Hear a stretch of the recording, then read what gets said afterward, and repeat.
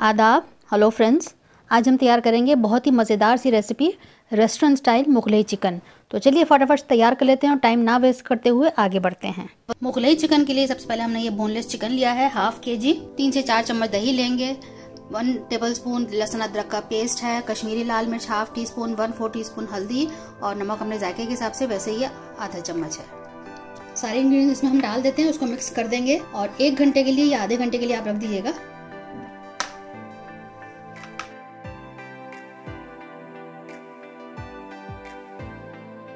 अब इसको हम आधे घंटे के लिए रख देते हैं। मैं आपको बाकी इंग्रेडिएंट्स दिखाती हूँ। 3 मैंने प्याज ले लिए जिनको चॉप कर लिया है। 2 टमाटर का इस्तेमाल करेंगे क्योंकि इसको हम रेस्टोरेंट स्टाइल बना रहे हैं, तो उसमें कोई जरूरी नहीं है कि आप काजू डालें। तो उसकी जगह आपको इंग्रेडिएंट्स मैं दिखा रही हूँ वो आप डाल सकते हैं, आप इसको स्किप भी कर सकते हैं। तो हमने थोड़े से काजू लिए हैं जो कि ऑप्शनल है। नमक द्वारा से थोड़ा सा हमने ले लिया हाफ टी स्पून। ये लाल मिर्च है हाफ टी स्पून। धनिया पाउडर 1.5 टी स्पून। हल्दी है 1/4 टी स्पून। गरम मसाला है हाफ टी स्पून और कुछ कसूरी मेथी का इस्तेमाल करेंगे। तो अब हम इसको पहले हल्का सा लाइट ब्राउन कर लेते हैं, यानी कि ट्रांसलूसेंट करना है।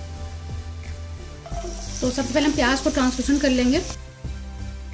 क्योंकि रेस्टोरेंट स्टाइल बन रहा है उसमें ग्रेवी काफ़ी रहती है, इसलिए हमने प्याज 3 से 4 ली है क्योंकि इसको बटर नान के साथ अच्छा लगता है, तो इसलिए ग्रेवी अच्छी रहेगी इसमें अगर आप ज़्यादा तैयार करेंगे। तो प्याज जो है हमने ट्रांसलूसेंट कर ली है। काजू डाल देते हैं साथ में,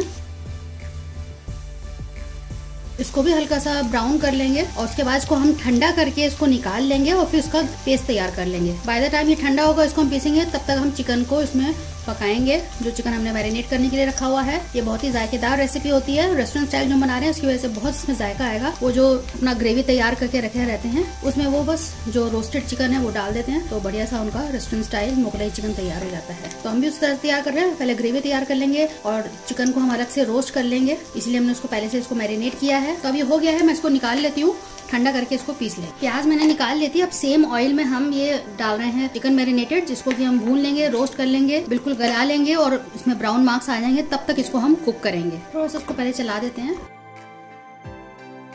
तो इसको पहले ढक के रख देते हैं। पहले इसको हम गलाने का काम करेंगे। ये अभी पानी छोड़ेगा क्योंकि इसमें सारे इंग्रेडिएंट जो पानी वाले हैं, दही है, चिकन अपना पानी छोड़ेगा, तो इसलिए अभी पानी डालने की जरूरत नहीं है। अगर आपको बाद में लगे कि पानी कम है तो आप डाल दीजिएगा। फिलहाल इसको हम 5 से 7 मिनट ढक के कुक कर लेते हैं। अब एक बार खोलकर देख लेते हैं, देखिए कितना पानी छूटा है। अब इसको टर्न कर देते हैं, गलावट हो चुकी होगी। अब थोड़ा सा इसको खोल के पकाएंगे ताकि इसका पानी सूख जाए और इसमें ब्राउन स्पॉट्स आ जाए। तो आप देखिए अच्छे से बिल्कुल गल गए हैं, अच्छे से ब्राउन मार्क्स भी आ गए हैं।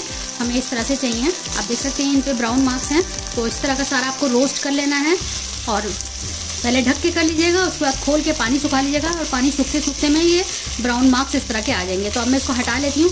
अब इसकी हम ग्रेवी तैयार करेंगे। तो रेस्टोरेंट में यही करते हैं कि इसको रोस्ट करके तैयार करके रखे रहते हैं, एक तरफ ग्रेवी तैयार करके रखे रहते हैं और जब कोई कस्टमर की डिमांड होती है तो उसमें ये चिकन का पीसेस डाल के ग्रेवी में तैयार करके दे देते हैं। तो इसको हम हटा लें। अब सेम पैन में हम थोड़ा सा ऑयल दोबारा से डालेंगे, ज़्यादा नहीं डालेंगे क्योंकि हमारे चिकन जो हमने प्याज भूनी थी उसमें भी काफ़ी ऑयल है, तो बस थोड़ा सा मैंने डाल दिया है, 1 चम्मच। तो सबसे पहले इसमें हम हरी इलायची और लौंग डाल देते हैं और 1 मिनट इसको भून लेंगे, कड़कने देंगे। लौंग इलायची कड़क गया है। अब इस तेल में मैंने ये कैशू और अनियन पेस्ट डाल दिया है, यानी कि प्याज और काजू का पेस्ट को पीस के अच्छे से मैंने डाल दिया है। अब इसको हम भून लेंगे। थोड़ा फ्लेम को मैंने मीडियम टू हाई किया है। अभी इस जार में काफी पेस्ट लगा हुआ है, तो इसमें हम पानी डाल के इसको खंगार के इसमें डाल देंगे, लेकिन अभी नहीं डालेंगे, थोड़ा सा पहले इसको भून लेते हैं। सारे मसाले डाल देते हैं, अच्छे से इनको मिक्स कर लेते हैं। गरम मसाला मैंने भी छोड़ दिया है, उसको बाद में डालेंगे। थोड़ा सा मैंने पानी डाला है। अब इसको भून लेते हैं, 1 से 2 मिनट पहले भूनेंगे, उसके बाद बाकी चीजें डालेंगे। टमाटर का पेस्ट डाल देते हैं। 2 टमाटर को मैंने पीस लिया था और अच्छे से इस मसाले को भून लेंगे। 5 मिनट पहले इसको भून लेते हैं लो फ्लेम पे ढक के, क्योंकि खदक रहा है, इसको ढकना जरूरी है। मसाला देख लेते हैं। तो चिकन डाल देते हैं, चिकन भी इसमें और पक जाएगा। मिक्स करके थोड़ा सा छोड़ देते हैं 5-7 मिनट के लिए लो फ्लेम पे। एक बार देख लेते हैं। आप देखिए कितने अच्छे से पक गया है। ग्रेवी अपने हिसाब से आप इसमें एडजस्ट कर सकते हैं, आप चाहें तो थोड़ा पानी डाल दें या दूध डाल दें। अब इसमें हम बाकी चीज़ डाल देती हूँ। गरम मसाला, कसूरी मेथी को मैंने थोड़ा सा भून लिया, फिर उसको क्रश कर लिया है, उसको भी डाल देते हैं और अच्छे से मिक्स कर लेंगे। ग्रेवी आपको अगर ज़्यादा करनी हो तो आप इसमें दूध डाल लीजिएगा, वो ज़्यादा बेहतर रहेगा। तो बस 2 से 3 मिनट इसको हम पकाएंगे। उसके बाद हम तंदूरी फ्लेवर के लिए इसको कोल का स्मोक देंगे। थोड़ा सा क्रीम डाल देते हैं बस। अब परफेक्टली तैयार हो चुका है। मैंने घर की ही मलाई को निकाल के फेंट के डाला है, उसी को आप अच्छे से फेंट लें तो आपका क्रीम तैयार हो जाएगा। या फिर आप अमूल फ्रेश क्रीम भी डाल सकते हैं। तो मैंने वो इंग्रेडिएंट्स को आपको दिखाती हूँ जो घर में इजीली अवेलेबल हो, आपको बाहर भागना ना पड़े, जाना ना पड़े, इजीली जो चीजें घर में है उसी को देखते हुए मैंने इसको तैयार किया है। तो बहुत बढ़िया ऐसी रेसिपी तैयार हुई है। नमक आप चख लीजिएगा। आप इसको नान, बटर नान के साथ सर्व कर सकते हैं। बस 2 से 3 मिनट पकाएंगे और ये हमारे बिल्कुल तैयार है। कोल का स्मोक देंगे। फिर